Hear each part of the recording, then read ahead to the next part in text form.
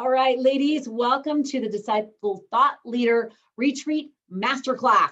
Woo! So glad that you are here. And for the women who are going to watch later, so excited for you to learn how to create, establish, and make in perpetuity your retreats and any retreat that you're desiring to do. Like I was just saying a second ago, I'm just so excited that we get to do this with that disciple thought leader lens because it is different. This is different than the other retreats that are out there. And that's what I love about it. Now, just remember, you have the opportunity to do retreats the way you want to do them, or you can do the retreats the way we do them, and you can do it as a disciple thought leader ambassador. And if you want more information on that, just let me know. But you would actually be teaching our content, using our agenda, using all of our setup, using all of those things. So you just let us know if that's something you want to do. Today, I'm just going to be talking about basic core concepts of a successful retreat. I'm sharing what I feel from me hosting retreats from years ago to doing them now, to being with people, talking with people who hosted retreats, from going to retreat seminars to learn how to do retreats, and being able to put them all through that disciple thought leader lens, picking, choosing, and saying, yes, no, maybe. So this is from According to Connie. So just know, as I've done all of those things, there are three key pieces, and I call them the three keys. And that's what we're going to do today. Is I'm going to share the key three, the pre, on-site, and post-retreat process, and then Q&A. And that's what we'll do today. That sounds good. So the three key, I'm going to share a screen because I do have some coolo jello slides. So just for a little bit, and then I'm going to pop off because I really like seeing people better than I want to actually just show a slide. So we'll start from the beginning here. Let me move this over. Okay. So there's three keys that I have seen. Again, this is not the last word. It's not the 11th commandment, but this is a great start for whatever retreat that you are wanting to do. So remember what we talked about at our DTLC retreat. Remember we said, find your field. So as you are looking to do these retreats, I invite you to think of all the content that we're talking about today, all the tips and things with those women in mind. Niching down, now that we've had you do your one big message, your outcomes, your one big thing, your audience avatar, who is it that you are trying to find so that you can help to plant, raise, and harvest that client through your retreats? It doesn't help to just throw out a seed and just go, I'm just going to host a retreat. If you have it planned and if you have it where it's hitting all those beats and you know how to prepare them, how to utilize the time while you have them, how to nourish the connection after, it's going to be a successful retreat that you can multiply and replenish. And that's what we want. So the key threes that I want to share with you that I have figured out from all of these things is 3 C's. Okay, so these key 3 C's, and that's culture, content, and connection. If you have these 3 elements, then this is what is going to help you have a successful retreat, in my opinion.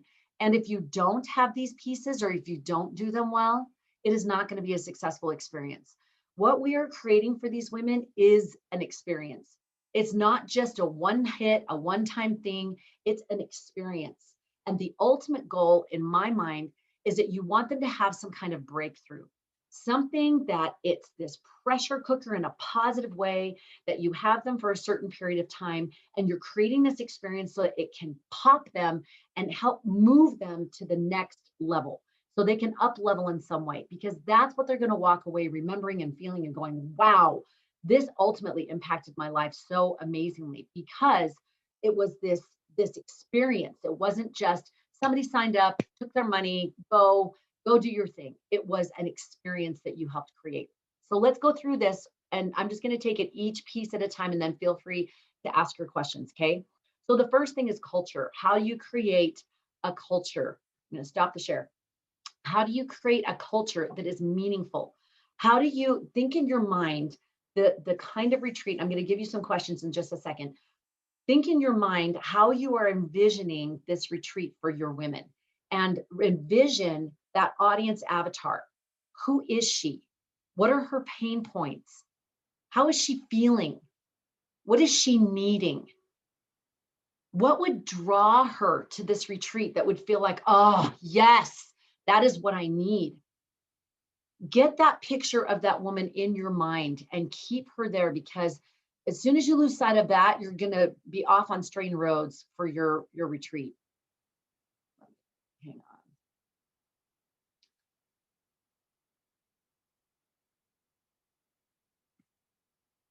on. Okay, hang on. Back. Okay. So the first thing we want to do is culture. It's culture, connection, and I'm just moving this all over the place so you can see this content. So creating your retreat culture, ask yourself, what type of retreat do you want to have? Now that you've got that woman in your mind's eye and you know what her pain points are, you know what she's looking for, you say, what kind of retreat? Are you doing a 1 day, a 3 day? Are you doing a specialty? Like artist wants to do a garden tour in Europe. I am so there. But maybe it's a specialty retreat. Maybe it's just like a unique kind of a thing that you're doing. Then ask yourself, what's the feel of the retreat? Remember, we talk about who, not how. Well, it's the feel, not the do. Like the feeling needs to come first, and the do's will then be driven by that feel. So, what's the feel? Do you want it inspirational, healing? Is it educational? That will have a different tone. It will have a different pace. It will have a different feeling to the entire thing, the way you decorate, the kind of food you have. If it's inspirational versus educational, if it's healing, healing is going to be more like taking time and yoga and quiet time and being still, whereas inspirational may be more motivational and it's like, let's do this, right? And then what's the outcomes of the retreat? What do you want them to do, be, and feel from this retreat? How is this going to change their life? And what will they do differently in their life as a result? Those are the key pieces. Really need to know that when they walk away, they've had those fills, so that it's not just, well, yeah, it was fun, it was good, got to chat with women. They can do that in any shape or form, but this is a different kind of retreat. This is really making an impact. So let's talk about that for a minute. What are the things that you can do to create that culture? What are the things that you can do to make that happen? One of the biggest things you can do is create the environment. So what does that look like? Now, if you want more on logistics, on like the place and all of that, go back to the other module that we have that has about the retreat logistics, and that's with Ingrid, our director, teaching about that. But I would invite you to go and look at what we did with the place. Location, location, location. Find that location that's going to give the feeling and make the women immediately when they walk in, even when they look on the landing page, they're going to go, oh, I want that. We knew we wanted a cabin. We knew we wanted to be away. We wanted it still accessible. So we had people flying in and it was great because it was in Park City. So it was just a half-hour drive and it wasn't hard to get there, 45 minutes. So we wanted it out though, so that women felt separate. We had different places we could choose from. Some were great, but they were in like a cul-de-sac. We're like, that's going to feel like home. So we want them to be out. So determine what the feel of the place is that will go along with the tone. And then that culture with the environment. What are the things that you were doing to create that culture throughout the retreat? So we mentioned before, we had post-it notes, positive post-it notes, so women could do that. What's the culture that you're creating so that the feeling is woven all the way through? So they're feeling the tone. Are they feeling inspired? Are they feeling like they're getting healed throughout it? Always go back to that branding thread, so to speak. What is it that is helping them to get that objective, to feel that objective, to have that takeaway, to experience that breakthrough of educational, inspirational, healing, motivational, whatever it might be? So maybe you can think about, what does that look like as far as what you experienced with the DTL? How did we thread that DTL through everything? Like we were saying before, we had pictures of the Savior. We talked conference talk quotes, and we had scripture quotes and examples. All of it was threading that culture. This is the kind of retreat you're going to get when you come and be with us. So what does that look like for your retreat?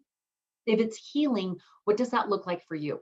So can you share with me just what the one word that can help you describe what is the culture, what is the theme of your retreat, and what is that culture that you want to create? Anybody know already?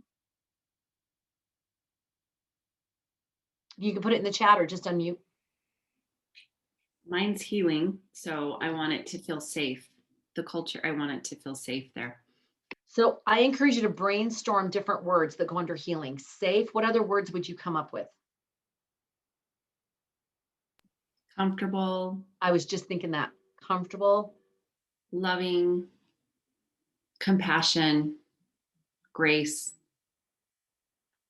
Those are a few.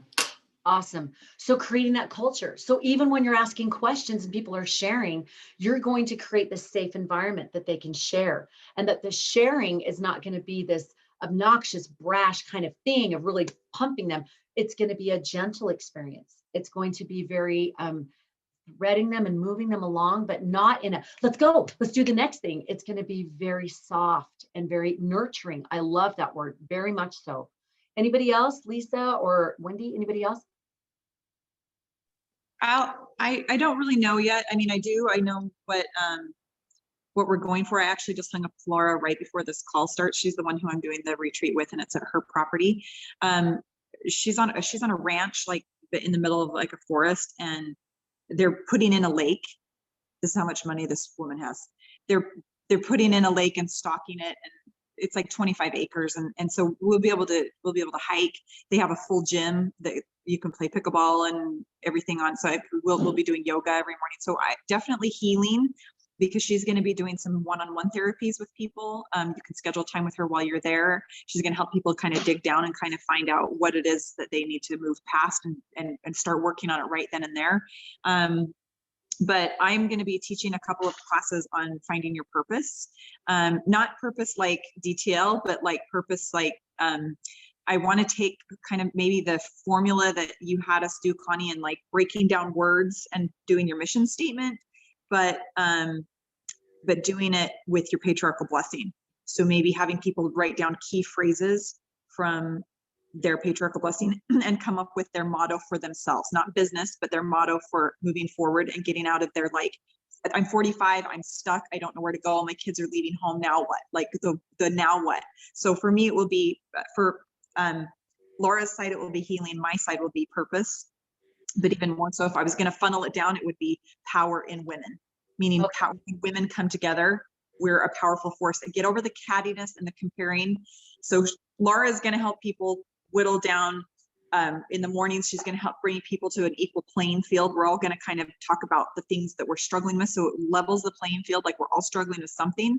And then I'm going to help them understand how strong we can become when we become connected and do things for good. So it'll be purpose. So it sounds like something like tapping into the power of women, or connecting or utilizing or combining the power of women. So something about that the theme is that you are going to help them discover and then tap into and then better utilize the power of women. Is that about right? Yes, exactly. Okay. So those are words that I would use: discover, tap into, potential. Those are those kinds of words, and use that for the culture, use that for the activities, use that for the content, because as you start dialing down, get that overall theme first, what is the whole niche down point of the retreat. Hey, mine is a disciple thought leader retreat. So everything is about how do you be a disciple thought leader in finding and fulfilling your purpose. That's the whole thing. So all of the content led back to that, all of it fulfilled that. So by the end of your retreat, those women should be able to walk away and go, I discovered, I knew, I've got tools, and I know how to tap into, and I've already utilized the power of women for myself and to combine with other women. So work backwards from there and start seeing, okay, how would her classes do that? How would my presentations do that? How can we create a culture of that? What would the look and feel of the place be if we're talking about the power of women? Maybe it's examples of women in scripture or women in history, or different things. Keep thinking, how can I weave this culture into everything that we do? Because the more that you do that, it's layered, and the less you have to pound the message. They feel the message, they experience the message in everything from food to visual to what they're hearing, music, whatever it might be. You are emphasizing and reaffirming that theme, and that's that culture. So ask yourself those questions. How is this going to change their life? What are the main takeaways that when they leave, it is signature to you? And we're going to get into that in just a second with content. But how is this going to change their life? How is it going to be fundamentally making them different? And let's just skip to the next one, which is content. So again, think about culture, think about what that looks and feels like in every detail. And I think I'm just really don't know how to keep getting it back to the same slide that I want to get to. Hang on. So I'm just going to resume the slideshow. So that's culture. Let's go to content. The content is so key because this is the stuff that is going to drive the application. You're going to teach them concepts and you're going to have to help them understand that in a very short period of time, a day, 2 days, 3 days, and then you're going to have to help them be able to utilize that content. So ask yourself, what is your signature content? What is different about your retreat than any other person's retreat? We all know that all of this content is all God's content and it's been recycled for centuries, right? But it's our approach. It's our way that we want to get it out there to the people that we're reaching. So what is your signature content? What is it that they could walk away and say, that's a signature piece? Anybody have something they feel like, oh, that's a signature DTL piece? Anybody can think of something right off the bat that's signature? Besides that we're disciple thought leader, that is signature content, that we are doing everything through that lens. But is there a piece of what we talked about in the retreat that comes to mind that you're like, that was a signature piece of content?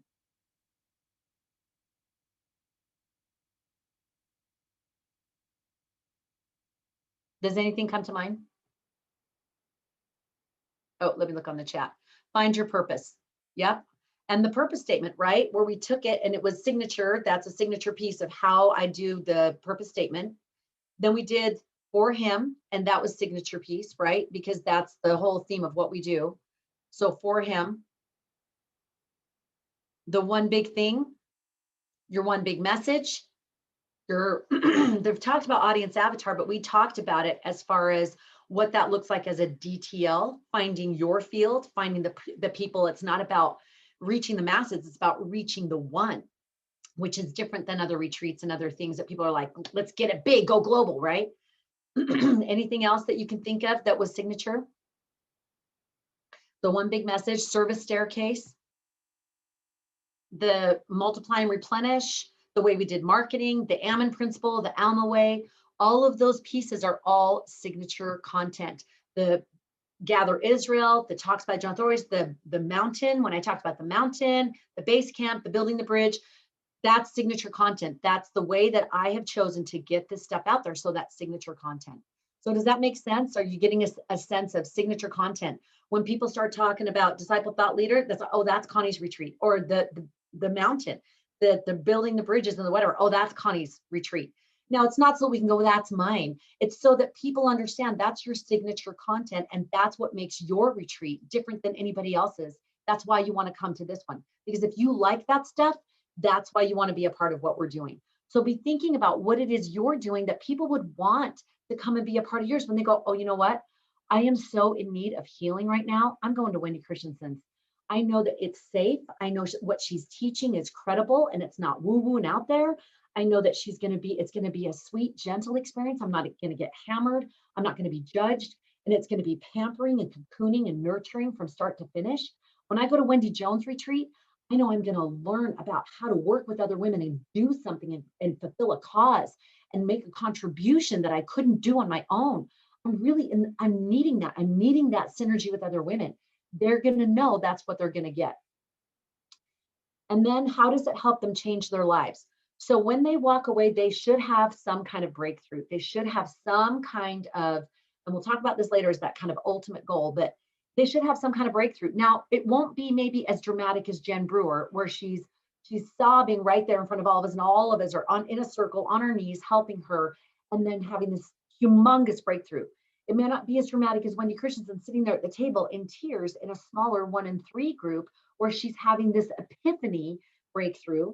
And it may be soft. It may be some of the other ones that have told me later, you know what, this opened my mind and my soul. And I was able to open up to what God wanted me to hear. It may not be super dramatic. It may not be obvious to others, but it may be like that. It may be like a Heidi, where it was just us having that conversation, all of this building, so that it could just, the denouement. And then that night, Friday night, it's 11 o'clock at night, and we're talking about, I think it was 11, it was late. And we're talking about the DTLC and being a part of it and being all in. And she's like, I'm all in.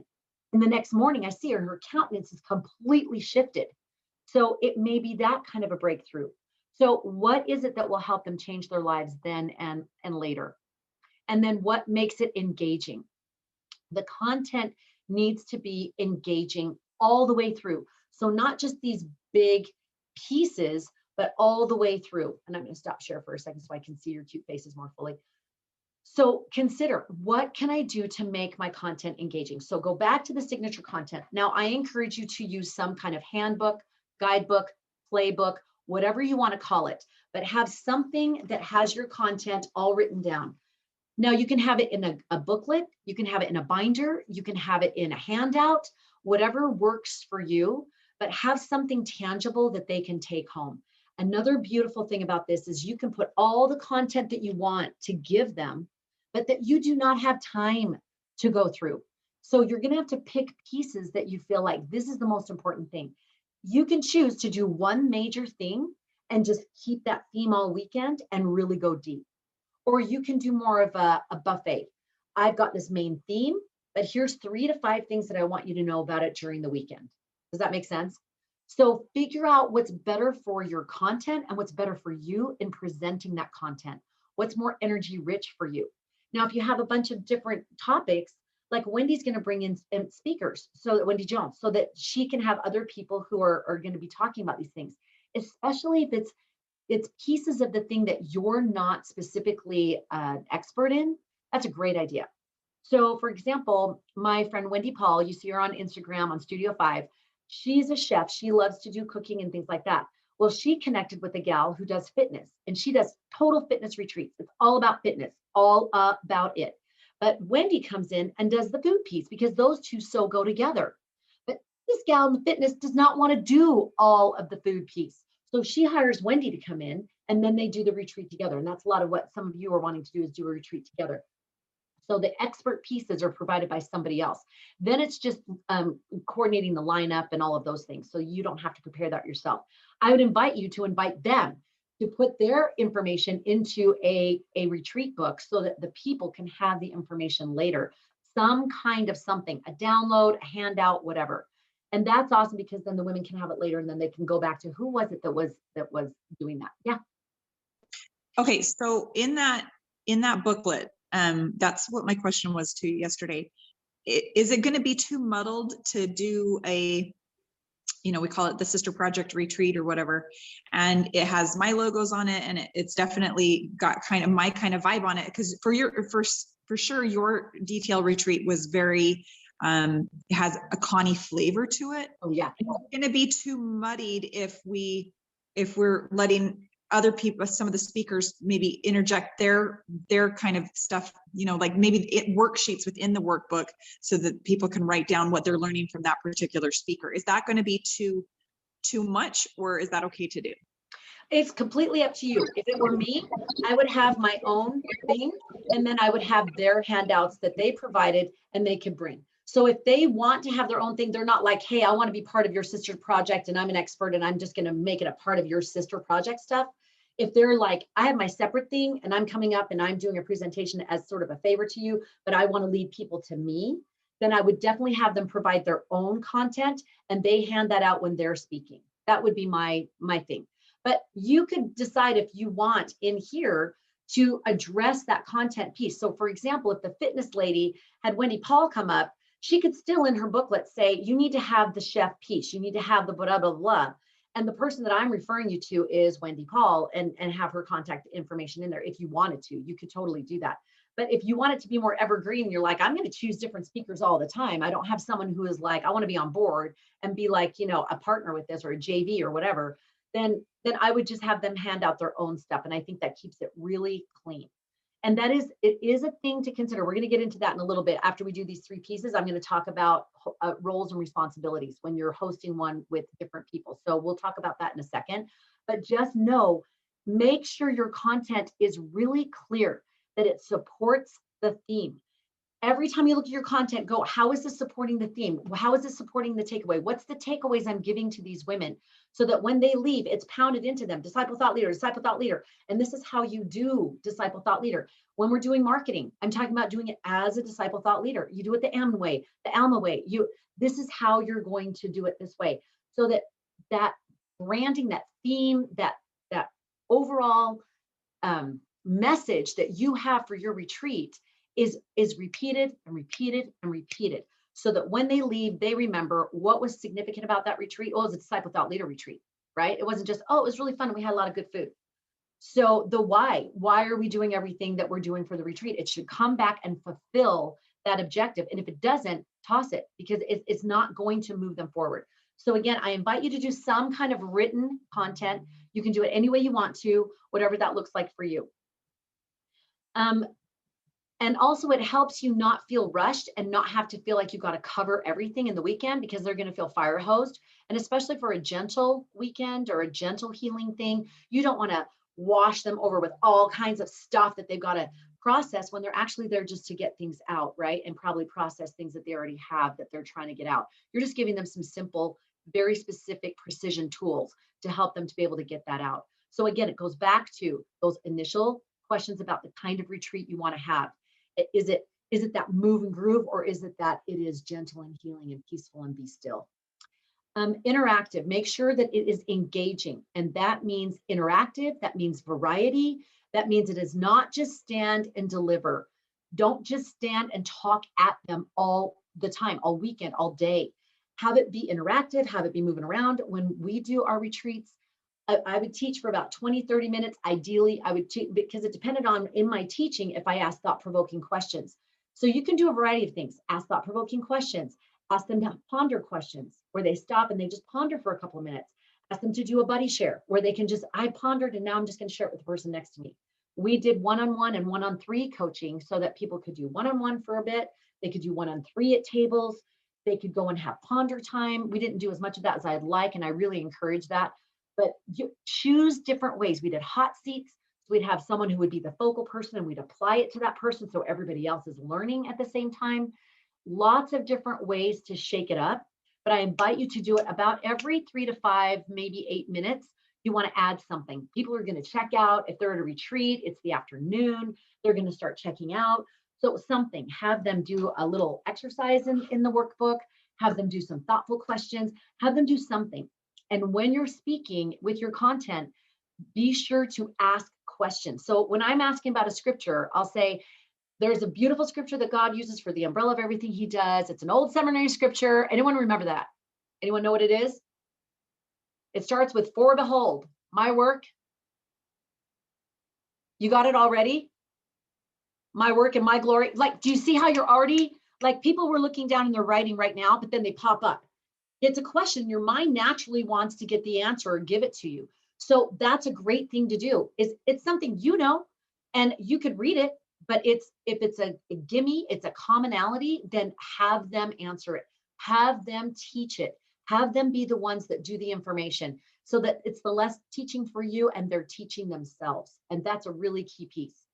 And then again, have time for reflection. It is a beautiful balance between content and reflection, being able to assimilate it, apply it, reflect on it, all of that. It's a beautiful balance on that.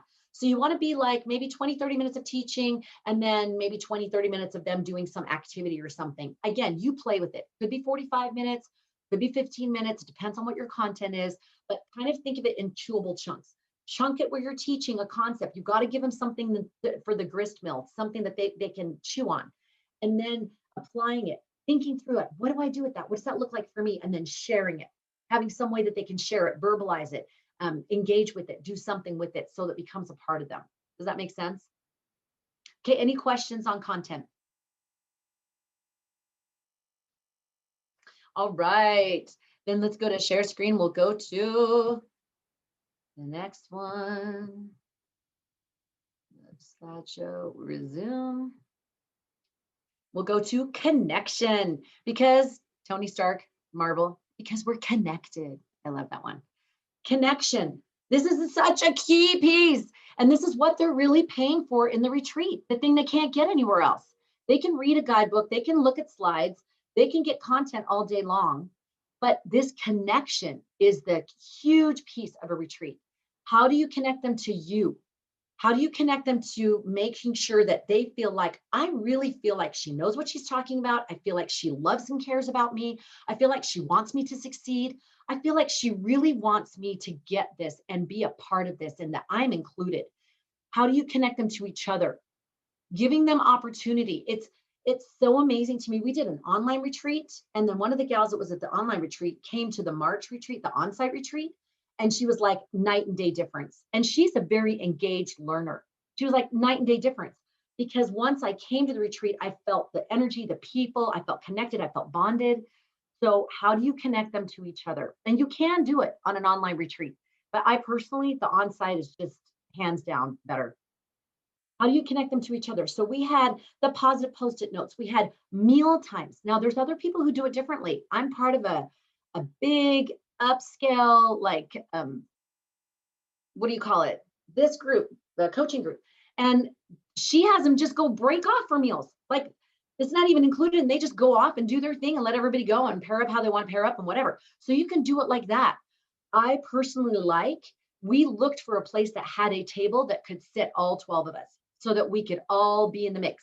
But then we also had other tables and other pockets and other places that people could sit. They could go at the counter, they could go in rooms, they could go in chairs upstairs, they could go outside, they could go in the garden area, that little greenhouse area, places they could go chat and be, so that they have opportunity to connect. So just create that environment, that culture, the placement, the location that allows them to connect to each other. And then how do you connect them to the divine?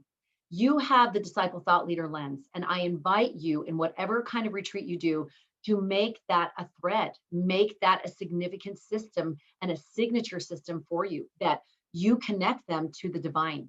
And as you do that, I can promise you, and you know this isn't something you don't know, but you will have added power. That covenant power makes all the difference. You can have a really fun, I've gone to them. Have you been to them? You've gone to retreats, they've been great, they've been awesome. You've learned stuff, you connect with people. But when you have covenant power and when you pull in pieces of the divine, there's a different spirit that attends it, because it is testifying of truth. So I invite you, how do you connect them to the divine? Is it quotes? Is it pictures? Is it the experiences that you share? I invite you to connect them to the divine. And again, as a more of a disciple thought leader ambassador, we go into more detail about that, because that's a very signature piece of what we do. Even if you're doing interfaith, or even people who are it's non-denominational, you can still create that divine feel, because our whole goal as disciple thought leaders is what? To gather the women of Israel. So the women of Israel will recognize truth. They will recognize that spirit. They will recognize the Savior. So I invite you, in whatever you do, to put that piece in there intentionally, because as we women are trying to reach the good women of the world, we want to help them to be able to recognize that and to feel the difference. And that's already a huge built-in difference to your particular retreat. It will have that divine thread. So I invite you to find the way that feels right and normal and natural for you to do that. Any thoughts on the connection piece? Any thoughts or any questions on that? Can I just say something as far as your retreat, that I don't even know if it was intentional, but that big lit up tree and then the picture of the Savior that created a feel of the divine. And that was beautiful. Just like when I walked in and I saw that, instantly I started feeling the spirit. Oh my gosh, we felt the same way when we first got there, and that was just part of the furniture that was there. And we're looking over like tree of life, like, oh my word, the Savior picture is going right there, right? So anyway, yeah, look for a mobile lit up tree.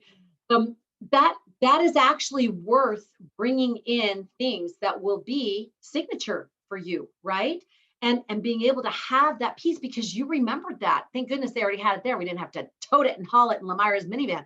But think about what those pieces might look like and feel like, again, to in a very subtle, non making a pounding the pulpit way. It brings that feel, that spirit. It teaches without, it's that St. Francis of Assisi, preach, and if necessary, use words, right? It's that whole thing of those threads. And as you provide all those threads, you're creating this tapestry this warm quilt for these women throughout the retreat that they just feel loved and nurtured and taught and uplifted and up-leveled. That's what we want. You only have them for that time unless they go to where you lead them. But you just want that, that yumminess from the retreat experience. So I love that. And that connection is just so huge for them to feel that. We all want to love and be loved, the two main markers of every single human being. So if we can create that and thread that, that's just powerful. Yes, Lisa. I thought it was interesting too, that at that piece, that's where everybody took pictures at the end of the retreat too, because they wanted to take it with them. And so, and I noticed that at my event, we had a sign that, I mean, so many people, so it comes back, I mean, kind of to gently have a place, but people, and then they tagged us in the pictures that they had. And so it was kind of a twofer, kind of a wonderful. Love, love, love. Oh, and I love that. Even Ingrid welcoming from the very start, right? And even like when we went to the upper room and the electricity was out, I mean, it was just, and making those points. And this is something I was going to share later, but I'll do it now. One of the key pieces here is look for and allow the unexpected. Make space for the unexpected. That tree was unexpected and we asked for it. We prayed for it. What else do we not see, or what do we not understand, or what needs to be there? We're asking for that to be there, to be prepared, right? And when the power went out, we made a point of that. We don't think that that's like, we're not going to say that's just like a little thing. And, oh no, the power went out, darn, Mom. We're going to utilize that with the theme. And how did that fulfill that, right? And when you do that, you turn it around and you help it be a living parable, and people going, oh my gosh. And then we saw the upper room feel, and then the experience that happened there that was so sacred, and all of it made sense. So allow the unexpected, because that's exactly what that retreat needs. And I love that comment. I remember I shared this before, but for people watching later, when after I did the first retreat and then I did the online retreat, I was nervous. I was worried, like in the March retreat, like how can we even compare to the January? It was just so incredible. And I was working with a coach, and I remember him saying, let it be the retreat it needs to be. And then ask yourself, what's the magic that I can bring or have happen at this retreat? What's going to make this retreat unique and memorable? And I was like, you're right. I want to create systems, and that's what we're helping you do, so that you have these things in place. You can't create a unique retreat if you have things going wrong all the time and it's stressful. You want to create these systems so that you can open up for that unexpected, and you can say, ooh, I wonder what's going to happen this time, right? And we had those breakthroughs in March as well. And I remember sitting upstairs with Sheridan, and the whole time it was like a Jen experience where for 2 days, she just kind of like in her own world and like not really breakthroughing. We're like, what can we do to help her? And happened to go up during a coaching session, sat next to her, and she's talking, and I asked her a few questions, and it was already there. It wasn't me. It was, she was already primed, but she just couldn't open the sluice gate. She didn't know how to do that. And then the environment, and Ashley was in, and the people that were sitting there were seed bedding it and seed bedding it and seed bedding it. And then this environment of the 1 and 3, and then boom, she got it. She was like, I know how to combine the two. This huge piece that had been like a year and a half, 2 years that she didn't know how to answer, click, and it aligned. And she was like, I got it. I got what I needed. That whole retreat, that was the thing she needed. And was it worth it? Absolutely. She just saved herself another year and a half, 2 years, right, of trying to get that thing. So the ultimate breakthrough, that is what we want. And it's the unexpected that is going to help us to get there, because the things that we need to do is preparation. Preparation is everything. Prepare ourselves, prepare the environment, and prepare the women for them to have the experiences that the spirit can teach, it can flourish, and it can edify, and help them have the very thing they need. I took that pressure off myself once I knew that for January. In October, I was so scared. I'm like, I have not done it on this scale. I haven't taught it like this kind of content this way. I'm promising something. Can I deliver on that? And it took the pressure off me. I'm like, oh, that's like going to the temple. I just prepare myself. We prepare the environment, and we prepare the women, and then we let God take over. We still do our part, but we let him take over. And then, okay. And then it was okay. And that's exactly what happened. So just prepare those 3 key pieces. And as you do that, you're going to have the experience. It just will follow. The fundamentals will follow. We've been laughing about doing pickleball. And I told the ladies, I said, I'm not focusing on getting points, much to their chagrin, but I'm focusing on the fundamentals. Because if I keep practicing fundamentals, I will eventually get the points. Because if I keep turning my paddle backwards the wrong way, I'm going to get in a bad habit. And then it's iffy if I get a point. But if I start off from the beginning, doing it the right way, doing a backhand the right way, I'll eventually get the points consistently. So it's the fundamentals that will create the environment, that will create the experience, which will create the breakthrough. And that's their takeaway. Does that make sense? And she gets the points too. So And we get the point. don't let her fool you. If I have a good partner. So Hillary, they call her Killer Hiller for a reason. So yeah, so that helps. Okay, any other thoughts or questions on connection?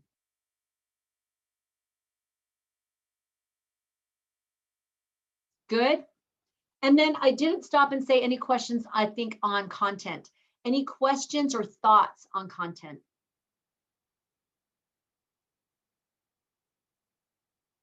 I'm guessing that you're starting to really play with it, get an outline. I encourage you, I got that from you sweet thing, Wendy C.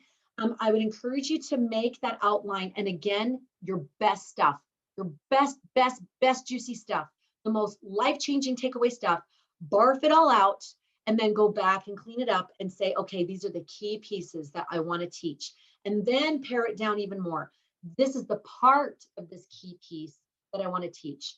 And lastly, on content, do not shove it down their throat. Do not try to teach them everything. That is not what we did. And it helped women because it was already so much. You want to give them the Costco sample, make it a good one, make it a juicy one, make it so yummy. But you want to be able to do that because they know instinctively, and so do you, there's no way they can get everything in a weekend. That's not the point of it. That's why you have somewhere to lead them to. And it's not a manipulation, and it's not a, oh, I'm just going to give you a little bit so that you have to pay for this big thing. What you're doing is saying, is this a fit? Are we making a match? Do you like this? Do you want more of this? We don't go from baptism to eternal life in one step, in one weekend. It's going to be a huge process, but what does he do? He gives us the outcomes. He gives us the vision and says, do you want this path? Then take the first major step, right? Baptism. Take that first major step and make the commitment. And I can take you all the way in that path to where you need to go. But I'm giving you a taste this weekend for you to trust me that I know what I'm doing and that I'm going to be able to take you where you want to go. And when you go through the hard spots, when you go through the confusion, when you go whatever, I'm right here and I'm going to keep moving you forward. Does that make sense? So you think you're just doing a retreat? No, it's so much more. Yes, Wendy Jenny. So that's my next question then, because I feel like with your retreat, I thought I was coming to a retreat and I was going to go home with all of this information and I was going to be like, now I know where to go. And then I ended up signing up for a year of classes with you, which has been absolutely phenomenal. But I did not plan on that. I thought it was just a landing spot. I'm going to go and then I'm going to be able to leapfrog forward myself. And instead, it's been this continual path. I don't foresee, and maybe that will change if inspiration or revelation comes, but I don't foresee what I'm doing as something that's ongoing. Wendy Christensen, for instance, I could see her doing that ongoing because she could counsel people and help people through PTSD and divorce and things like that, even Lisa and things like that. So I feel like there's a perpetual thing that you can move forward with. I want mine to be like, I want women to come together and connect in a powerful way and then go and do a retreat, go and do a project for someone so they can see, oh, wow, when we come together, we're a powerful force for good. But then after that, I don't know that I see myself doing something after that. So is it bad to do a retreat and have that just be a powerful experience? And then I teach them tools and tips at the project so that they then go, wow, I can do hard things. I can overcome things that scare me. And then they can then move forward. Or is it required of me to then do something after that? Does that make sense? That is totally up to you. My question to you though is, when you've had life-shifting experiences, what happens after you've had it? We do general conference and it's amazing. And then what happens? You forget. If we didn't have church, if we didn't have callings, if we didn't have something that kept us in, what would we do? That was so awesome. I went to Mavara for a week. It was life-changing. It was amazing. It's a place down here that I did come down and check it out and kind of do a little piece for Studio 5-ish. And anyway, so they invited me down for a week. It's one of those places you wear the white robe, they make all the beautiful low-cal meals, and you just work it. You exercise, hike, everything for 6 to 8 hours a day. I'm telling you what, you leave it all on the floor. Oh my word. 5 o'clock the first day, I'm laying on the ground. I'm like, I can't get up. I've fallen and I can't get up. It was like, but by the end of that week, I was like, now I could go back and do Zumba, like an hour of Zumba. Are you kidding? Nothing, like easy. I was like, I am so on, eating healthy, gonna work out and exercise. 3 months later, what do you think? It was a life-shifting experience, but I couldn't sustain it. So my question to you is, if you're going to do retreats for everyone, why are you doing the retreat? If you want to give them a powerful experience, it's like doing girls camp without having any follow through after, without having anything that you could actually move them toward and still have them practice the principles. I think what may be the concern for you is the energy that it will take to sustain something after. And that's someone who could take that piece for you. And the easiest thing you could do, and we can talk about, I was going to talk about where will it lead. Do you want to just talk about it right now? We can just go right into where will it lead, because this is all about your content and everything, the culture. Once you've had these 3 pieces and you've given them the ultimate breakthrough, then where are you leading them to? So if you're leading them to something, you could lead them to something as simple, Wendy, as just your community. So you could have just your social media community and say, keep telling us about what you're doing. I'm going to give you tips in there. I have so-and-so and so-and-so and experts that you pulled in and saying, I'm going to have them share their tips on how you can do your causes and how you can do your projects, because they're going to have more questions. They're going to be like, well, now, wait, if I do my own thing, now how do I do that? And wait, how did she do that? And what was it that she taught me? They're going to have tons of questions, and that's great. It's not a bait and switch. You're saying, I'm going to give you what you are able to handle right now, and that's the outcomes. What is it that you want? And you're going to talk to them about outcomes. You're going to give them outcomes when they come to your retreat and say, this, I'm going to give you a Costco sample of what this is like. And if you like it, then I'm leading you to this if you want more. Well, if they want it, why would you set up a storefront bakery that has the best eclairs ever and you get them to like the taste and then you say, we're shutting down?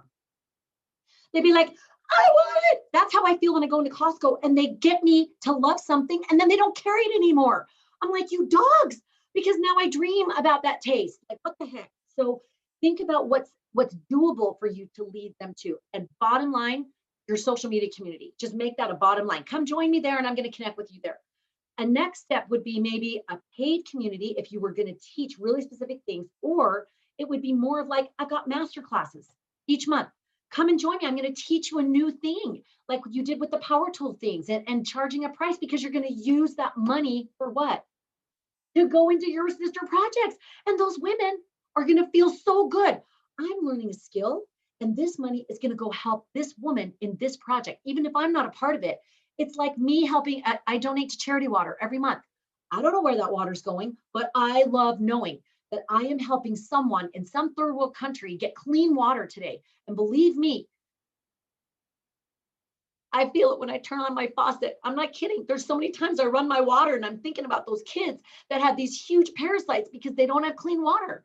Makes me feel good knowing I'm spending 20 bucks a month and it's helping them to get clean water. Same thing for you. Same thing for artists. People want a value exchange. So if they come and they have something you can lead them to, they want to grow in skills. They want to contribute. They can't always do it the way they'd like to. There's only them and their energy. So provide that vehicle. Hey, if you want to come to my masterclass, I'm going to be doing this with other projects. And they can feel good about it. They can join in and do it, or they don't have to if they're far away, or they can fly in for it. But you choose what is energy rich for you. Other things you can do, online courses. You can do, like I said, the master classes. You can do a coaching program. And a coaching program, you guys, you don't have to do it like intense. You can do it once a month. You can make it a Q&A. So you're not even preparing, because you are your content. You're studying and learning all the time because you love this stuff. So you're just this wealth of knowledge, and that's the value exchange. They're paying to not have to go and read books all the time and go to conferences and go find out all this stuff and practice it in life and then life hack it. They just want to pay 20 bucks and come and find out, what did you do? Just give me the good stuff so I can practice it. Does that make sense? So where will it lead? You need to have something that you're leading them to. So what sounds good to you guys right now that you're thinking maybe to lead them to? It doesn't have to be carved in stone, but just something that you're going to lead them to that will keep the growth going and not stop that momentum. I think for sure a sister project community, even if we just start on WhatsApp and, maybe we're encouraging them to, maybe I just get on there and I just lead a discussion like, hey, this week we're challenging you to tackle one hard thing that you discussed at the retreat. And they can, maybe it's just they want to redo a room in their house. And so their challenge that week would be just commit to a paint color, or maybe they learn something from Laura, who's a therapist, and maybe they're like, I'm going to sit down and have a conversation with my child who I'm struggling with, or something that they took away, depending on what they took away from the speakers. And then we could say, then get on and share the one thing that you tackled this week. So it's just an ongoing communication. I would have felt so sad if we'd ended that retreat, if you hadn't done the DTL, thing every week, if we weren't doing this, but to just say goodbye to those women and then not have a way to continue to like feed each other, because so much of the advice I've been given has come from people that we meet with every week, and we go into a breakout session and it's not just like people that I don't know, it's people that I've known since January, and I know they love and care about me. And when I give them advice, I know that they know that I love and care about their success. And so I wouldn't want a retreat to just end and not have a way to at least have a group of women, even if it's not bringing in guest speakers and doing what you do, Connie, because your level of energy is like mind blowing. But if I could do it in a way where we just had a community where we could cheer each other on. Oh my gosh, and it's perfect. And then you delegate out. You say, Laura, can you do the second week of every month and just do a Q&A? What are they struggling with? And then you get another friend and go, hey, would you mind talking about, like, even bring on your sponsors? Would you like to come on and talk to my women, or talk to another woman who does an aspect of stuff that you're like, I don't want to deal with that. I want to have somebody else talk about that because the women are asking me about it. So I'll have somebody else come on. It's Facebook Lives. It's so easy. And what you can do is to support your cause, and women are happy to do that. If that's what they love, then you could eventually, once they see this value after 6 months, then you can say, I'm going to create a subscription community, or I'm going to offer a little donor button and say, would you like to donate to the next, sister project, and have that be a post once a week and say, this is the cause that we're working on now, ladies. You can go ahead and donate, and you can do it for birthday gifts. You can do it for anniversary gifts, for wedding gifts, or whatever. It becomes exactly a community that everyone wants to belong to, and it's support and synergy.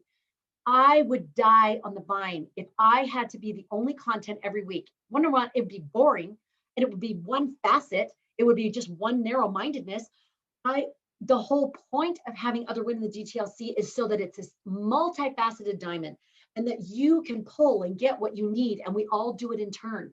It's so the way God wants it. It's just so divinely orchestrated and designed. We women are wired for synergy and connection, and we have so much wisdom and life experience, and we need a forum and an ability to share it. And that's what you do. We just create these causes, these themes, these purpose-driven groups, so that the women who feel like that's where I'm at right now, and I want to share that, and I want to be a part of that, we provide that place for them. And that's everything, because a lot goes into providing this beautiful environment. So keep it simple. Absolutely. Facebook Lives, posts, share your experience, tell us what project you're working on, and then build the interest in your project. We got this project coming in October, 3 months ahead. So excited. Think about the movies and the movie trailers, how they're putting it out 3 and 6 months ahead. So excited, you guys. This is information about the lady. Let me tell you a little bit about her. This is what we're going to learn how to do with power tools, and get them excited. And this is this fun, cool thing. So I totally encourage you, choose the thing, the organization, the piece, the whatever you want to call it, the coaching, the online course, or whatever, and make that. And again, value exchange, make it that it is going to give them the fabulous outcomes that they are yearning for. Know your audience avatar. What are they looking for? And what is it that you want to provide? And that should match. It should be, these are the women who have exactly what I want to offer. And that's a DTLC. And then I give you outcomes. And then what do you do after that? Whatever you're leading them to, you over deliver. You guys are getting content right now that is worth $2,000 to $2,500 a month at least. I know, because I've gone around and I've done different things, and I'm like, oh my gosh, these people don't even provide me with this kind of stuff that I'm sharing in the how-tos and the templates and all of that. So over deliver. Now you don't want to beat them over the head and fire hose them, but a little bit. You want to have, like, in our member vault, there's all kinds of stuff in there that people haven't taken advantage of yet. That's fine. You don't want to overwhelm them, but like we've even talked recently and said, we want to make it even more accessible. Like in my group that I go to, it's all in one bank and you can go in, but it's completely overwhelming. So what we're going to be doing is being able to give links each week of here, check out this thing and it relates to what we're talking about, so that people can easily go in there and do it. It's all right there. It's just a username and a login. It's super easy. But on the daily, we need to be reminded. We need to see how to use it. And that's what you would do in your social media community. That's what you would do with the women. You'd say, here's how I can spoon feed this to you so you can actually start eating it. And then you'll start figuring out how to make it yourself. And that's what we want. We want them to be able to be led. And remember, we prepare them for the next step and the next step. So where will it lead? Choose what that piece looks like. And then that's how you nurture them. That's how you continue that connection, is that piece. And that's your one big thing. So the one big thing, especially with retreats, to me, I found that it's a partnership. It's a duo. It's a two-piecer. It's a twofer.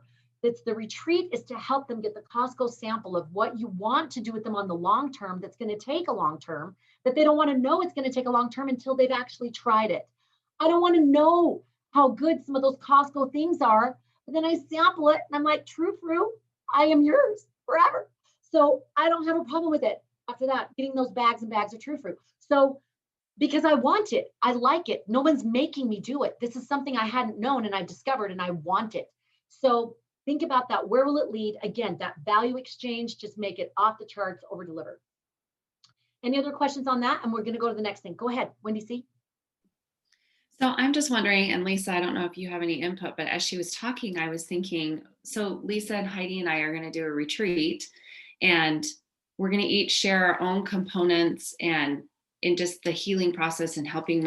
We actually went through a bunch of things, but now as you're talking, because we were just going to lead them to each of us. Like if the women wanted to continue on, they could connect with one of the three of us and continue leading on. But now I'm wondering if we should have some type of a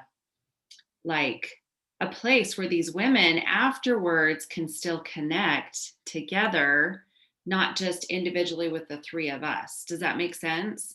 I don't know, Lisa, if that's occurred as you were talking. I was like, oh, maybe we should have something where they can continue connecting and not just with the three individual people. Like, hey, if I want to go work with Heidi, I can work with Heidi. But what if they want to keep connecting with each other? Does that make sense? It is a beautiful question. And we are going down to the roles and responsibilities of hosting a multi-person retreat. So it's a beautiful question. What I will say here, let's go to the pre-retreat, and then we'll talk about the actual hosting of the retreat and what that looks like, because that answers that question. But what I would say is, I love the idea of having some way for them to all connect as a group, right? So that would be maybe an app, a WhatsApp, or it might be like a group text or something. I personally like just doing a group chat in a text, and I reserve the WhatsApp for my actual coaching group and things like that, because the women are going to come and go unless they commit to something that is, I'm committed and I'm invested. And I only have so much time and energy. I can only put all of that into people who are committed to what it is I'm doing. So I want them to have a way to keep connecting, but I'm going to really focus my energy on the people who have committed so that I can really see them flourish and they can get the traction that they need. The thing it is tricky when you have more than one person. So I would ask yourself, how long-term would you want to go with that? So I always do the Alma way, which is experiment upon the word. I would start with one retreat together, see if you like each other, do the dating thing. I mean, you like each other as people, but it's different when you're doing a retreat together and you're doing this venture together. There's going to be different expectations you won't even have thought to cover. So it's really good to do it as an experiment. Try it. Maybe have like a group chat that you do. I do it anyway. You could do your own social media Facebook group. Somebody just suggested that. You could do that. But I would encourage you to really think through that and think how long-term you want this to be, and maybe experiment upon it and then see where you want it to go. But if at the beginning you're like, I can feel like I don't want to do these things on my own, I'm looking for other people to do it with, then super, because that may be the only way that you're going to get that retreat moving. But just remember, you got to work with people who are not going to be like, oh my gosh, 2/3 of the women went with her and they like her better, right? I mean, it just gets so 7th grade. And it has to be really clearly outlined. And that's what we'll get to in just a second. Let me go to the pre-retreat really quick, and then we'll come right to this, if that sounds good. Great questions. Okay, so there's pre-retreat, on-site, and post-retreat for the things that you want to accomplish with the retreat. And they're really important. I feel like great comments in the chat. I'm not going to acknowledge all of them, but they're great. Check them out. I really, as far as making sure that you hit all those things, it's before, during, and after. And you want to make sure there's those beautiful, that flow, the bookends. It's a satiating experience. That's what you definitely want.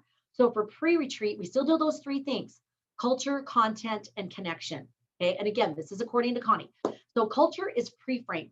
You want to find a way to get them excited about it, to know they're going to have an amazing experience, and that they're going to have an idea of what to expect. So some kind of loose agenda or expectations or outcomes. I'm all about outcomes. The only reason we do anything is outcome. The only reason we work out is because we want the outcome, right? I want to be able to go and eat so that I can feel good about myself, and I just go work out. I went and did my legs this morning, even though I really didn't feel like it, because I'm like, okay, keeping that promise to myself, but I want to be able to say, okay, I've done something healthy and I can eat those true fruits. So consider what that looks like, the pre-frame. You could do a meeting, an on-site meeting together if you wanted. You could do a Zoom. You could do sending them a little gift box that has cool things and cheerleader pom-poms and a journal or something, whatever you feel like would be making that pre-frame and creating that culture, content, and connection. We do a welcome Zoom so that everybody can see each other and kind of get to know each other. And we set it up so that it's all about that connection, and then pre-framing the experience that is coming so they get super excited about it. With that culture, after you did the culture, with that, you want to have content. So there's so much you're going to want to cover at your retreat. So to keep it from being overwhelming, you do some of that as the pre-frame, as that doing it ahead of time. So remember, we had you do 3, 4 different assignments. You had 1 a week, and it was really seed bedding, opening you up so that you would be you come and you would hit the ground running. That's what we wanted. So consider what that looks like. Assignments, helping them identify their pain points, helping them to maybe identify their ideal life. We had you work on your purpose statement. So it avoids you teaching too much there and being able to keep the connection, and then also making sure everybody is starting on that same juicy open page. And then you can get so much more of a breakthrough by doing that. And then the last thing is the connection. Get them bonded before they come. And that's what I mean by a meeting or something. Get them on the group chat, on a text, get them being able to, you're making announcements. You're saying, you guys, only 1 week or 3 days or whatever, so that you're helping to create that momentum and that excitement, that anticipation, so that they'll be prepared and prepare themselves of like, man, I got to up my game. When we did our Zoom call, do you guys remember the feeling that you had at that Zoom call? Anybody remember? Because we had people telling us a lot after. Wendy J? I was scared to death of Lisa. I was so intimidated by Lisa. I was like, why is she coming to retreat? She's already professional. She's already got this like thing already set up with Connie coming to it. I was like, I don't even have a freaking mission statement, and this girl's like already got an event. I was like so intimidated by Lisa. That's so funny. It's muted, Lisa, it's muted. I said, and then you met me. Lise, it's muted. Hello, Lise, it's muted. And all intimidation just goes out the door. It's like, do you know how many women told me privately and said, oh my gosh, the quality of those women, they're all amazing. Do I belong here? Do I have a space here? Should I even be going? So you don't want them to be like, okay, I'm totally overwhelmed, but it didn't stop them. Because of course we reassured them, sent them chocolate, said, you're good. I said, everybody feels this way. And I want you to know that's the divine amazingness in you that everybody else saw it, but you, right? And you're like, me? Right? So that's so important that the women, and I'll tell you what it did, it got them excited. They're like, I'm going to be with these women. Like it upped their game before they even stepped in the door. They were like, I'm doing my assignments, I'm turning in my stuff, and like, I've got to do, right? And that's the people that you qualify to come into your retreat. You want it to be that up level. You want it to be, I remember when this one doctor that we had gone to in Colorado, and he works on people, does kind of like massage, but kind of healing stuff and energy work, things like that. Anyway, he's done all these different things. And he said, I like having other people on the table next to him, because in a room, you rise to that level, that energy level that is the highest level that's there. And I thought, that's an interesting concept. But it's true, when you have 5 friends, and if you have 3 friends who are all eating healthy and you go out, what are you going to do? You're going to eat healthy. If they always go to pickleball, what are you going to do? I want to hang with these people. I'm going to take up pickleball. So you're going to up level, right? So that's a really great piece. That pre-retreat is so important. So those are just some suggestions and ideas on that. Does that sound good? All right, let's go to the on-site actual retreat. So these things actually will be done for you pre-retreat, but this is how it will play out on-site. And that comes back to those 2 beautiful words, roles and responsibilities. You get to ask yourself, who does what? And here are some of the beautiful questions that go along with that. And I brainstormed them down because Rochelle and I were talking. I'm like, these are good. Who is the hub? You want to have, there's 3 things I'm going to give you right now, and then I'll come back and do each one. You need a masthead. That is the person who is the retreat. So with you guys doing 3, we had some thoughts about that. Now you can do it as a threesome, and if you want to be known as a threesome, that's great. That's the masthead. But you need to decide if you're going to do it as 3 and you're like, well, we still have our individual things, then each of you could potentially host one retreat. So this retreat, it's a healing and wellness retreat hosted by Lisa. Healing and wellness retreat hosted by Wendy, whatever it might be. So you've got the theme, and the tagline is the retreat that is the absolute norm, the thing that's the continuity. But you each will take a turn hosting that retreat. You don't have to do it that way, but I highly recommend it. And so does Rochelle. It keeps it clean. There is one person who is the masthead and who is in charge and people can look to. And if you do that, then you know that's the person whose content and coaching is the main thing we're focusing on. The other 2 people are support people. Now, again, you don't have to do it this way. There are people who do trios, they do partnerships, they do all those things. I can just tell you that it gets more fraught with difficulty because it's harder to stay in your lane. Well, who's doing what? Well, you were supposed to do this, blah, blah, blah. So maybe choose one masthead. But for me, it was my retreat. It's DTL retreat with Connie, right? So they know who they are coming and who's going to be doing and what I'm going to be teaching. And the content and the coaching was done mainly by me. I'll get into the other pieces in just a second. The second piece is the host. So that's the person who's doing the logistics, the culture. You can call it a director. We call it a director because that's the person who's really doing all the logistics. So you can do host/director, whatever your name for it is, but that's the person who's working the on-site logistics, who's doing the creating the culture, making sure it's all beautiful, making sure things run like they should. When the power went out, she's the one that's taking care of it. She knows that's her lane. People aren't saying, well, no, you do it. Well, no, I'm speaking right now and that's the person's lane. And then the last one is the tech and connect. This is the person who's doing registration and the emails and the money. And then they're doing anything technical with the speaking and the whatever that has to go on there. Now, Lamira was beautiful and also did the teaching. So you can add another T in there, just like Lamira did with wearing yet another hat beautifully. But you can have that person also do teaching, and that is a support person. And that's the 4th thing you can add is those support presenters. But those support presenters, either they're popping in for the day as guests and they come, they eat, they leave, right? They come, they speak, they leave, and they're done. Or if you're hosting retreats together, then that's someone who takes that lane. That's someone who takes that piece and said, I'm going to be the registration, emails, the money, all of that. And I'm still going to do speaking because I'm leading people to my piece or whatever it is. Does that make sense? Rochelle, do you have anything you want to add? Lamira? Oh, Rochelle.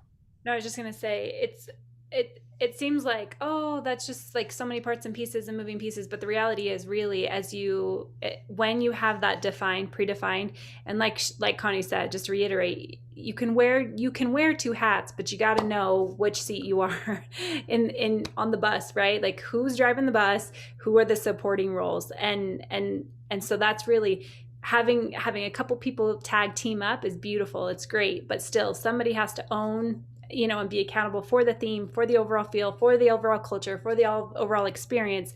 And then it's assigned out the parts and pieces to support that. And it just keeps it so much cleaner and clearer. And as well as the follow-up on the after, as far as the post-retreat experience, which she'll get into more. Love. Lamar, anything? Yeah, I was going to say there were a couple times where we felt like, at least for me, a little muddled and on the first one. And then after that, it got clearer because we went, oh no, this really is for you and this is for me. And when we got clearer, it was easy to say, okay, no, Lamira's going to handle that piece. So go talk to her. And then Connie would come to me. And then the same with, Connie, me going, okay, no, this is Connie, this is Ingrid. But you just get better at it. And the other thing is with that, I feel like having a masthead makes a difference because then everything's approved, right? We go when we say, it doesn't mean you're not going to touch things, because I would do something and then say, okay, Connie, I need you to look this over. And she might say, this isn't quite right, or I just want to tweak 1 or 2 words or something. Does that make sense? So but knowing, as Rochelle said, knowing your lane, knowing where that is, it makes a big difference. And then when you get there, like you're not stepping on toes. You feel good about it. And then you have this, it's trust. You're building trust with your team. So. And it is a team. And I would look at it that way, a retreat team. And this is what we're doing. So what's the best way to work that? Some other questions we had, who is the hub? What's the theme? Whose retreat is it? Where are you leading?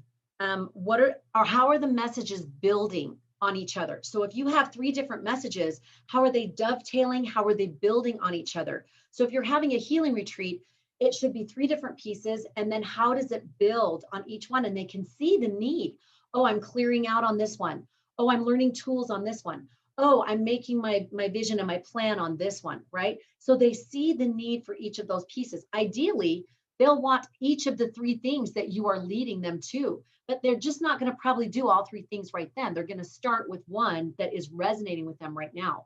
So that's why sometimes it's hard if you're going to do a retreat that has 3 different people doing it or 2 different people, and it's not the same thing you're leading them to, it can get a little dicey. So I would encourage that you would be able to say, okay, this is how we're going to set this up. And this is the packet I'm going to hand out. And this is the whatever, and not maybe it might be a little different. You might lead them just to your value offer rather than a bigger piece that you're leading them to. You'd have to feel that out, but you don't want the women going to a retreat that they paid for and feeling like they're doing nothing but being asked to buy. Or commit to a bunch of things. It's so important to just be kind of focused down, and they can see how one thing builds to the next, and when by the time I was coaching with you guys and saying, is this a fit? Do you feel like this is where you need to go? Even if you don't know the exact outcome, I'm telling you the outcomes that I can offer you, but even if you don't know exactly that, how are you feeling? Like you feeling like that's what I want? And that's where you were like, yeah, that's what I want. I mean, I'm scared to death and I don't know exactly how I can do it, but I can feel this thing that says yes. And when you have 3 different things, it's harder for someone to get clear about what's the one thing. That's why if you have one person that hosts that one retreat, then you're focused on your thing, and the other people are supplementary and they're helping to build toward that. And then when it's the next person's retreat, you're doing that same thing. So it's something to consider. Doesn't mean you can't do it, just means something to consider. Connie, can I share something on that? Oh, yes. The thing too is if you are clear on what each of your offerings are, then if you're sitting down with somebody and you have that trust, you can say, oh, this is more for her. And then people know that you're not going to try to be like, oh, for me and her. It's easier to say, oh, and I know Connie did that. She might say, this isn't for you. She was, and she was open to that and saying, it's okay. I'm just going to tell you what it can do for you, but it's all right if it's not for you. And how many of us feel safe when somebody gives us the out, or they say they build up somebody else. So that might be more this vein.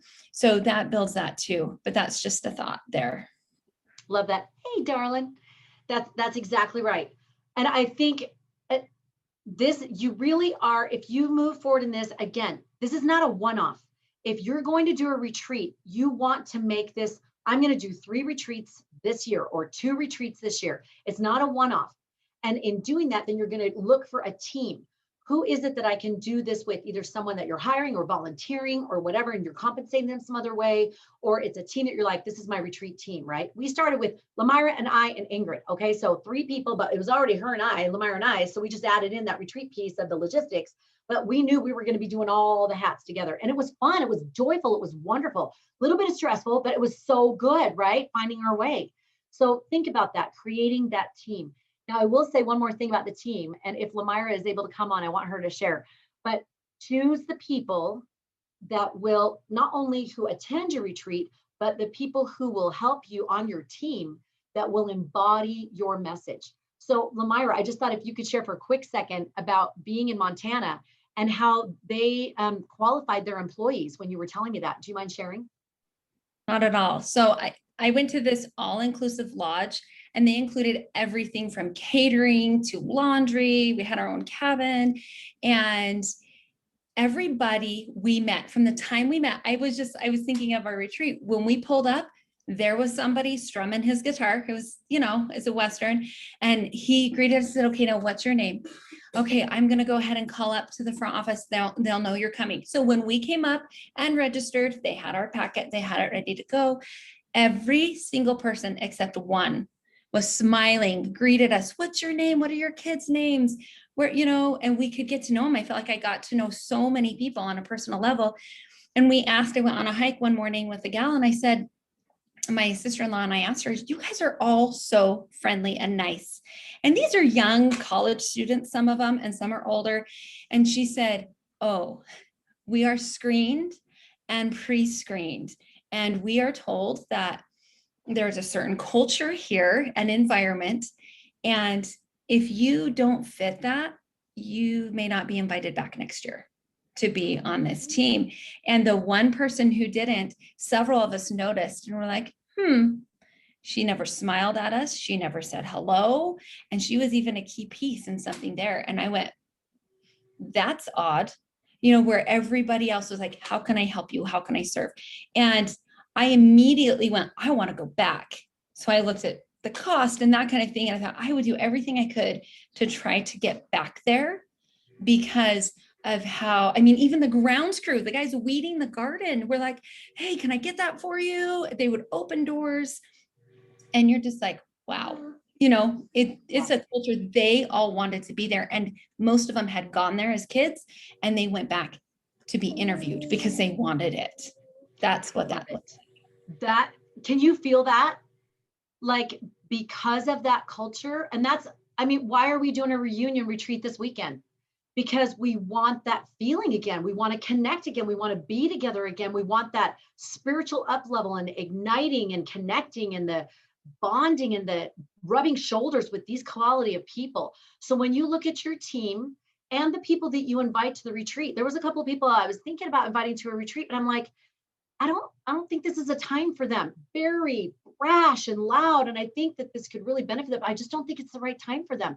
I think it would hijack the feel. Now we have to walk a line there, because sometimes what we think is not what God wants, and we just be open to that. And that's, if he wants it, that's the way it's going to be, because it will be a surprise and it will turn out in a way that we didn't imagine. But, have that lens that you're looking through, who comes, who's attending. It doesn't mean let me be very clear. It's inclusive. So it's not like, I'm not saying don't invite me. I don't think I like her. It's not like that. It's this culture, this environment, what I'm offering, who makes a match. You are not trying to fill a retreat ever. It doesn't matter if you have 5 people or 12 people or 25. You're not trying to fill a retreat. You're trying to find the fit, find the women that this is for right now in this timing, for where they're at in their lives. And God knows exactly who those women are. So it's us putting us into that space of being open and being able to feel and know and try. And you'll call 25 people to find 5, and that's okay. But you're finding that fit so you can feel this person needs to be here, right? So that's the ideal. Sometimes you're just winging it. You're like, I don't know why I called you. Just come, right? Whatever. All right. So that for the other part of the onsite, I know we're at 11 o'clock and there's a whole bunch left. So I'm going to ask you, I would like to wrap up this onsite piece I'm just wondering if we can do one more masterclass, if you're okay with that. And we can do post-retreat, and we could do service enrollment and calls and things like that. Would you guys be okay with that? I'm just thinking we've already gone an hour and a half, and I wanted to have more connection and more comments and things like that so that people can see how to apply this later. Tell me what your thoughts are. Are you okay if we do one more masterclass? Is that all right? I just don't want to be exhausted. And then we're like, okay, I've got to eat lunch. I'm dying. So let me just wrap up with the onsite. The other thing is, if you're going to invite them to something, where will it lead? Then you need to decide when you want to invite them to that. So what you're going to get different opinions. What I was taught was some people do it the first night. Some people do it the second day. Some people do it the last day. What I really like is I want them to come in. I want them to let down. I want them to have some experience, and I want them to know we're not just pummeling them with what's the next opportunity. I want it to make sense to them. They have some experience, some hands-on, they get a feel of the feeling and the culture, and they're like, yeah, I can trust this. Yeah, I like this. So I started sharing the next morning. So people come in Thursday night, let them let down and be and start to open up. And then the next morning we were talking about message, and we were talking about different things. So I talked about it the next morning, just as a little, hey, I have something for you. Don't worry about it. If you're starting to think, oh, time's ticking and I don't want to leave here because it's so awesome, I've got something. Don't stress it.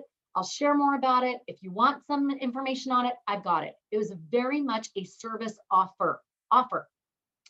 This in March, I invited Wendy Jones to come and just share her. Wasn't it March that I had you come share? And I had Jen Brewer share just their experience. I wanted them to hear from someone else. That I did not pre-tell them, like, I want you to do this, this, this, and this, and this, right? I said, hey, share your experience, what it's been like for you, what your feelings were before you were thinking about it, and some of the things that they're going to be thinking about and feeling, and then what it was like for you. So I had them just come on and share, and it was lovely. It was powerful. It was hearing it from their own words and own experience was just lovely. So I know Wendy Kirsten had an appointment at 11, so she had to go. So I loved that. Find a way to share it that is genuine and is it a good time. It may be the last morning if you're doing a 3-day, or it may be the hour and a half before you leave, or whatever it is, just whatever it might be for you. I would invite you not wait to the very end. I don't think that's helpful. You don't want to send them off on that. You want to send them by having this, and we'll talk about this in the closing, but just really quickly, when at the end of the retreat, you've built up, you've helped them, they've connected, they've bonded. You want to end on a circle. They want to share their takeaways. They want to say goodbye to each other. If you can have a place where you can take a picture, we had the place upstairs, and then we did it again in March, and then down by the tree. So there were signature places that you could go to, and you could like, okay, this is where we took our picture, right? So fun ones throughout, but just like kind of a signature picture. That's a great thing to do. So you're getting this closure. You're helping them feel that the experience is closing up. We have a circle. We share our final takeaways. You share your final thoughts, and then what to do from here. Like, what now? What's next? What's your next step? And just say, we want to hear from you. Remember, join our community, because you've already talked with them about this ideally beforehand. So let's say you go with it the second day. Whatever your offer is, you decide how you want to make that. If you want to do it with a little PowerPoint thing, and if you do, I suggest lots of pictures and more experiences and outcomes. Don't go into the 5-step, 10-step plan of what you're going to do with them. No one can handle that. Just what's the outcomes? Because you're going to fulfill them come heck or high water. So just tell them the outcomes. You're going to be able to do X, Y, and Z. If you want to do this with me, that's what you do. No worries. And then offer. Feel free to ask me questions. Now, the way we chose to do that is to have little coaching times where I could go in the room with you guys and just ask you. And to make it more facilitated, we had those little papers that you could sign up. What is the one question you have for Connie? Because you don't have a lot of time. So one question, and get right to the meat of it. One question, so you can give them one solution. And then one question on the bottom was, would you like to know more about the DTLC? And that way, if people said yes, then I knew, hey, what were your questions on the DTLC? And they weren't feeling like they were being sold. And the ones who said no or maybe, I just asked and said, would you like to know? And if they were like, no, I think I'm good right now, but probably tomorrow. And I'd be like, fine, no worries. There's not a problem. There's no urgency. The only urgency that you want to create is if they really do want to do it, then get them to commit to something right then, because it's just like baptism.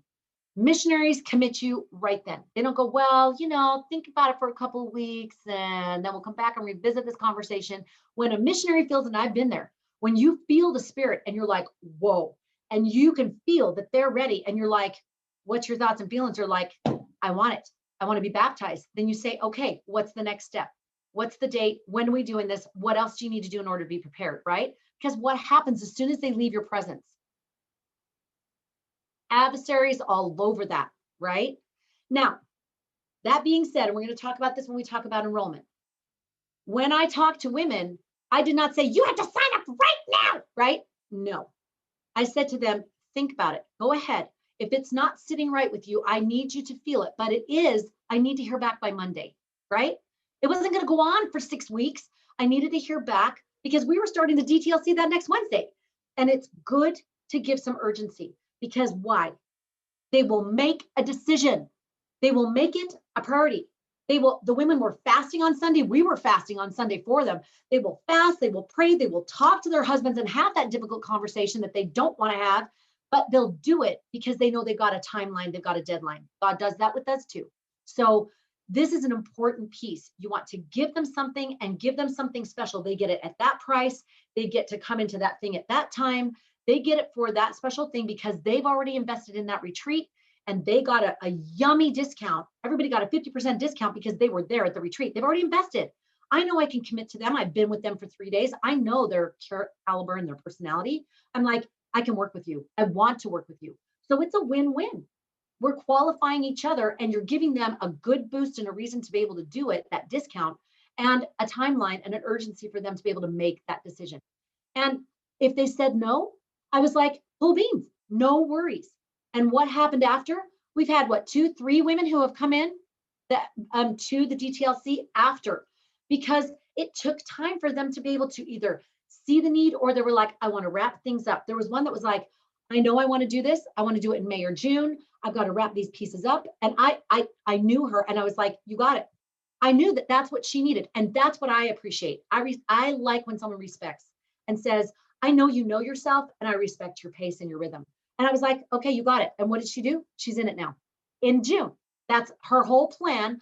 She knew what she needed and we completely supported it. So something to consider about that. And then lastly, just as I've talked about the post, the pre, the on-site, and the wrapping it up at the end and getting closure on that, make sure that you have this beautiful goodbye. They're leaving with their swag bag. You're giving them a hug at the door. You're letting them know we still love and appreciate you. And you have some way of being able to follow up with that so that they feel like, okay, it mattered to them that I was here, which it does, but you want to let them know that. Okay. I'm just looking to see if there's anything else. I think that was it. We will get on the next one. I'm writing this down. We will do money. We will do enrollment and we will do post-retreat. Will that work? I love that question. If we had gone into the details and staircase, would you have joined? You would have been sucking your thumb under the table. Like, ah! Oh, no worries, Wendy Jones, go and play chauffeur. Love and adore you ladies. Join us for part 3. Ingrid was first, was part 2. We'll do part 3. Thank you so much. Send in your questions. And I will do, Wendy Jones had several questions that she asked, but I'll make sure I do that in the 3rd part. And if there's any other questions, we'll make sure we handle it in that 3rd masterclass. Thank you, ladies. Thanks for joining us. Check it out on the 3rd part of our retreat masterclass.